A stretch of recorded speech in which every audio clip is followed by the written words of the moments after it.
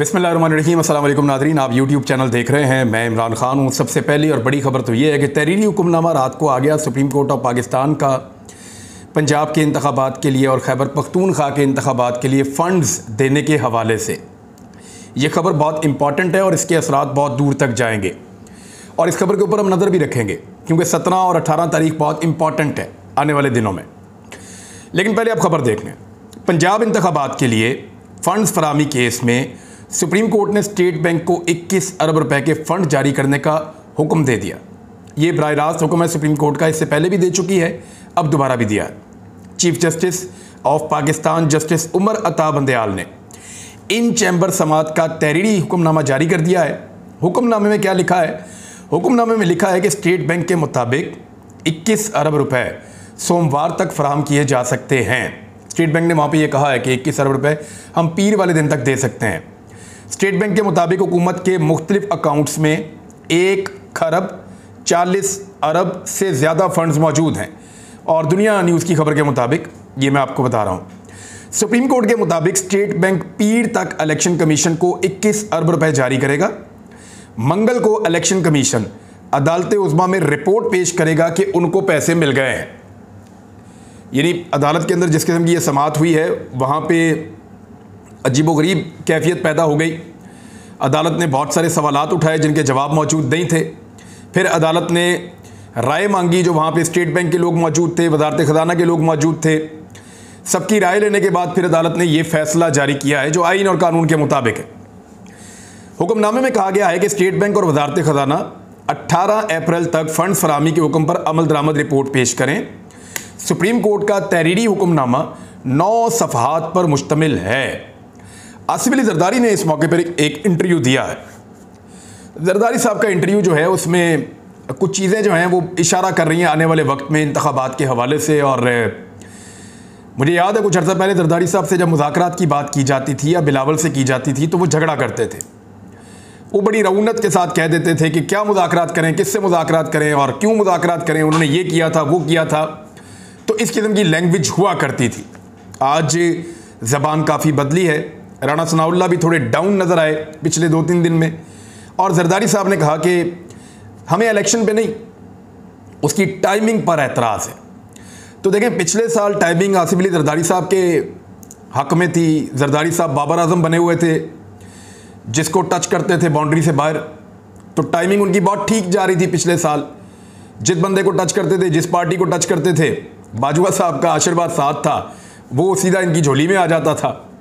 Sindh house भी चल रहा था, निजी होटल भी चल रहा था, रजीम चेंज ऑपरेशन भी चल रहा था, वजारतें भी मिल रही थी, सारी गेम हाथ में थी।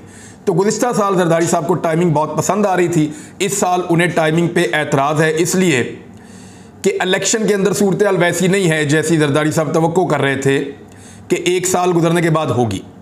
अब जरदारी साहब को यह भी आइडिया है कि बाकी 6 महीने रह गए, अगर पूरा करते हैं तो और मार पड़ेगी, नहीं पूरा करते तो थोड़ी कम मार पड़ जाएगी, तो थोड़ी कम मार खाने की कोशिश करेंगे। अदरवाइज अगर उन्होंने टाइम पूरा किया तो इन गर्मियों में जो ये पब्लिक की दुर्गत बनाने वाले हैं, उसके बाद तो ये इलेक्शन में जाने का सोचना भी इनके लिए एक जुर्म हो जाएगा। जरदारी साहब ने कहा कि हमें इलेक्शन पर नहीं, इलेक्शन की टाइमिंग पर एतराज़ है और वो वाकई ठीक बात है कि टाइमिंग का मामला तो अब इनका है। उन्होंने कहा यह मसला नहीं कि हम इलेक्शन से डरते हैं, एक ही दिन में पाकिस्तान में इलेक्शन होने चाहिए। अगर एक दिन में होने चाहिए तो फिर जरदारी साहब ने और उनके सारे इत्तेहादियों ने, इनकी पार्टियों ने ये चैलेंज किया था कि इमरान खान साहब असम्बलियाँ तहलील करें, अगले दिन से हम इलेक्शन के लिए चले जाएंगे। लेकिन फिर चैलेंज पूरा ही नहीं किया, सारे भाग गए चैलेंज से। उन्होंने अपना चैलेंज पूरा कर दिया, उन्होंने कहा जी मैं तहलील कर रहा हूँ, आ जाओ इलेक्शन में। लेकिन फिर एक दिन का इलेक्शन तो तभी हो सकता था जब सारे उसके ऊपर राज़ी हो जाते और असम्बलियाँ तहलील कर देते। लेकिन वादा करने के बावजूद सारे भाग गए। अब इलेक्शन पंजाब में और खैबर पख्तूनख्वा में तो करवाना पड़ेगा और अगर नहीं करवाना तो इमरान खान को मनाना पड़ेगा, क्योंकि आईने पाकिस्तान के मुताबिक वो आपको इलेक्शन में ऑलरेडी ले जा चुके हैं। अब तो इलेक्शन की कंपेन बच गई है सिर्फ। आईने पाकिस्तान के मुताबिक इमरान खान इनको इलेक्शन में ले जा चुके हैं। अब इनको इलेक्शन लड़ना पड़ेगा, सुप्रीम कोर्ट का हुक्म भी आ गया है।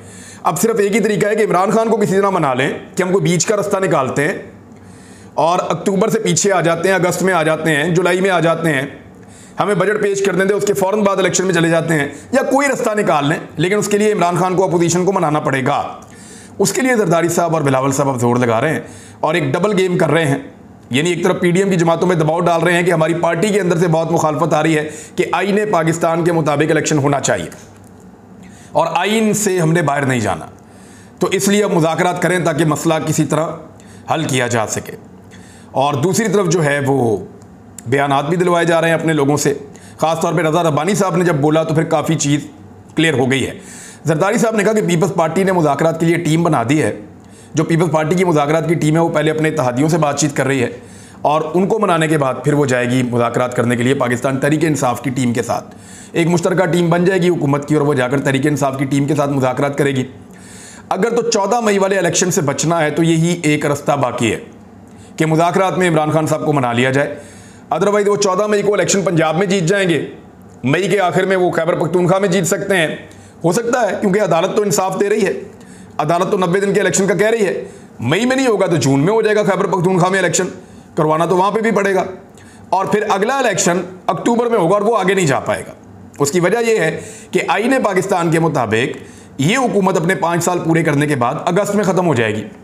सितंबर और अक्टूबर 60 दिन के अंदर इलेक्शन होता है अगर हुकूमत खुद ख़त्म हो जाए। अगर तहलील की जाए तो 90 दिन में होता है। ये हुकूमत जब खुद ख़त्म हो जाएगी तो 60 दिन के अंदर अंदर आईन पाकिस्तान के मुताबिक अक्टूबर में इलेक्शन हो जाएगा। उससे आगे ये नहीं जा पाएंगे।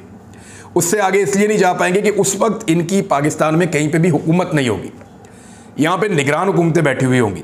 उस निगरान हुकूमत को लंबा कर नहीं पाएंगे, क्योंकि लंबा करेंगे तो मुख्तलिफ पॉलिटिकल पार्टीज एतराज़ करेंगी और फिर पब्लिक का एक प्रेशर आएगा। इस वक्त तो पब्लिक का प्रेशर, क्योंकि ये पॉलिटिकल पार्टीज बैठी हुई हैं, ये मिलकर मैनेज कर लेते हैं एस्टेब्लिशमेंट को भी सारा कुछ, लेकिन तब ये कर नहीं पाएंगे। जरदारी साहब ने इसको एक छोटी सोच करार दिया है।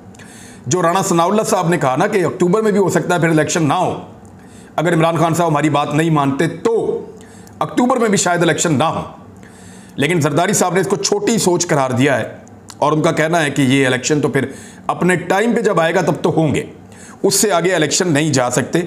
सिर्फ इस वक्त की टाइमिंग पे जरदारी साहब को एतराज़ है। तो टाइमिंग ठीक करनी है तो इमरान खान साहब के साथ बातचीत कर लें। आजकल उनकी टाइमिंग बहुत ठीक है। आजकल वो बाबर आजम बने हुए हैं, विराट कोहली बने हुए हैं, बल्कि इससे भी आगे कोई और प्लेयर्स हैं, बल्कि अभी इस वक्त तो बेहतरीन प्लेयर्स यही हैं।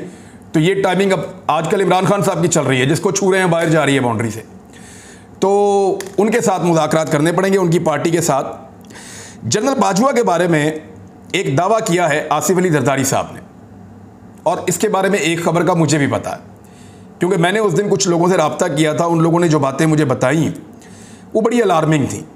ये वो टाइम है जब PMLN की हुकूमत बन चुकी थी। इमरान खान साहब जो हैं वो अपोजिशन में जा चुके थे। मई जून का जुलाई का ऐसे टाइम चल रहा था, गर्मियाँ थी फुल, और उस वक्त एक सानिया हुआ था, हेलीकॉप्टर इंसिडेंट हुआ था लसबेला में, जिसमें हमारे एक बड़े प्यारे जनरल साहब हैं वो शहीद हो गए थे। उनके साथ मज़ीद साथी थे फौजी, वो भी शहीद हो गए थे, हेलीकॉप्टर गिर गया था। उसके ऊपर एक बच्चे ने एक ट्वीट किया था, 17 साल बच्चा था और उसके 50 के करीब फॉलोअर्स थे। तो उस बच्चे का जो एक ट्वीट था उसको एक पॉलिटिकल पार्टी के ऊपर डालने की कोशिश की गई थी। ये उसी दौरान की शायद बात है जब जनरल बाजवा ने ये बात की थी पाकिस्तान तहरीक इंसाफ के लोगों को और उनको धमकाया था। बल्कि परवेज़ खटक साहब और दीगर लोगों तक ये धमकी बाकायदा पहुंची थी और जनरल बाजवा ने कहा था कि हम मार्शल लॉ लगा देंगे। फिर इस किस्म की एक धमकी पाकिस्तान तहरीक इंसाफ के लोगों तक पहुंची थी उस वक्त। और पाकिस्तान तहरीक इंसाफ क्योंकि इलेक्शन चाह रही थी तो उन्होंने कहा जी हमारा इस बच्चे के साथ कोई ताल्लुक नहीं है और अगर इसने कोई बात की है तो वो काबिल मुज़म्मत है, वो ठीक बात नहीं है। फिर वो बच्चा गिरफ्तार कर लिया गया, बाद में किस तरीके से उसको छोड़ा गया। इसी तरह जरदारी साहब ने भी अब एक बात की है। इसका मतलब है बाजवा साहब किसी सूरत भी अपने आप को पावर से अलग नहीं करना चाहते थे। बाजवा साहब एक्सटेंशन के लिए भी कोशिश कर रहे थे। 2019 में जब बाजवा साहब ने एक्सटेंशन ली तो बहुत मिठाइयाँ बटी थी, बहुत खुशियाँ मनाई गई थी। ख़ासतौर पे DHA लाहौर में बहुत खुशियाँ मनाई गई थी। बहुत सारे लोगों ने बड़ा एंजॉय किया था कि जनरल बाजवा फिर आ गए हैं 3 साल के लिए। और इस मरतबा भी जनरल बाजवा एक एक्सटेंशन चाहते थे। इमरान खान साहब ने इस बात को भांप लिया था और उन्हें ये कहा भी था बातों बातों में कि आपको एक्सटेंशन ही चाहिए ना, मेरे से ले लें, ये क्या तजुर्बा कर रहे हैं पाकिस्तान के साथ, आप पाकिस्तान की इकॉनमी का भट्ठा बैठ जाएगा। लेकिन बाजवा साहब को लगा कि शहबाज शरीफ साहब उनको मुबैना तौर पे एक्सटेंशन देंगे। ये बात आजकल इमरान खान साहब क्लेम भी कर रहे हैं कि शहबाज शरीफ साहब जो हैं वो जनरल बाजवा को एक्सटेंशन का वादा कर दिया उन्होंने, और जनरल बाजवा उनको वज़ीर आज़म पाकिस्तान जो है वो बनाने पर आमादा हो गए। अब ये तो एक तरह की सूरत हाल है। यहाँ पे जरदारी साहब ने एक नया किस्म का इंकशाफ कर दिया है। आसिफ अली जरदारी साहब ने कहा कि कमर जावेद बाजवा मार्शल लॉ के इशारे दे रहे थे। हमने कहा बिस्मिल्लाह करो। एक इंटरव्यू में आसिफ अली जरदारी ने कहा कि जब कमर जावेद बाजवा ने मार्शल लॉ के इशारे दिए तो हमने कहा बिस्मिल्लाह करो भाई, हम खेती बाड़ी करते हैं, तुम मुल्क चलाओ। लेकिन वो हमारे जवाब पर पीछे हट गए कि ये नहीं हो सकता। तो मैं आपको पहले कई मरतबा कह चुका हूँ कि अब तो मार्शल लॉ लगाने का कोई सोचे भी ना। जो मार्शल लॉ लगाने का सोचेगा उसको ये देखना पड़ेगा कि पाकिस्तान के लोग क्या इस मरतबा आपको मार्शल लॉ लगाने वालों को वेलकम करेंगे। मुझे नहीं लगता कि पाकिस्तान के लोग मार्शल लॉ को वेलकम करेंगे। माजी में इसलिए वेलकम करते थे कि पॉपुलर क़यादत नहीं होती थी। इस वक्त सूरत हाल मुख्तलिफ है। माजी में इसलिए करते थे कि उस वक्त सियासतदानों से गिले और शिकवे होते थे। इस मरतबा गिले और शिकवे एस्टेब्लिशमेंट से भी हैं।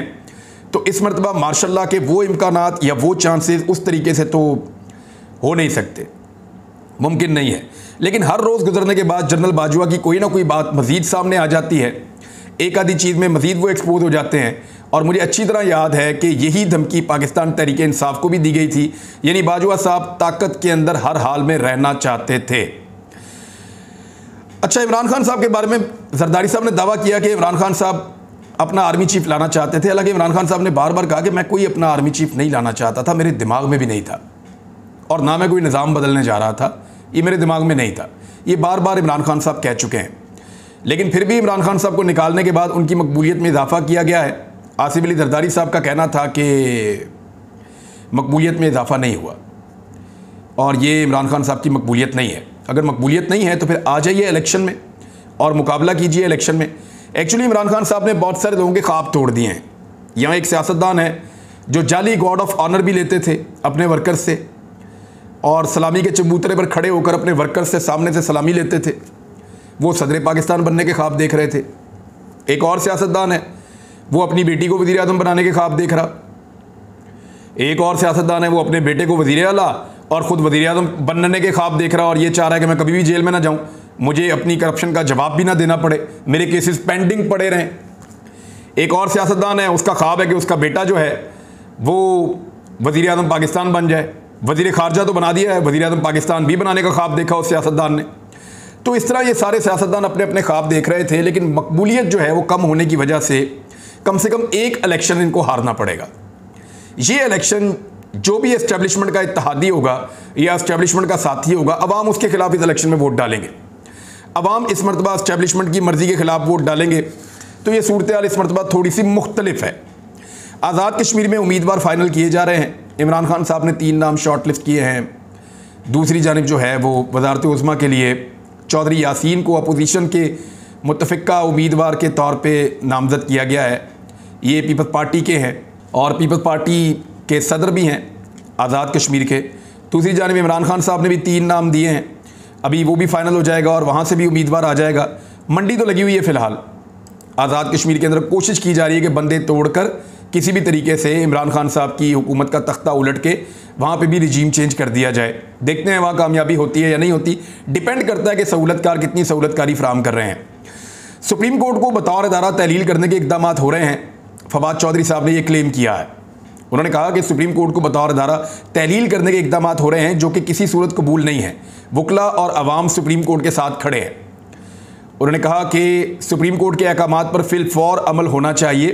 पार्लिमान आर्टिकल 81 के तहत इलेक्शन के अखराजात रोक नहीं सकती, ये फवाद चौधरी साहब ने कहा है। दूसरी जानिब अदालती तौहीन के जो इक़दाम हैं वो जारी हैं। नैब के अंदर तरमीम कर करके अभी तक इम्पोर्टेड हुकूमत का दिल नहीं भरा।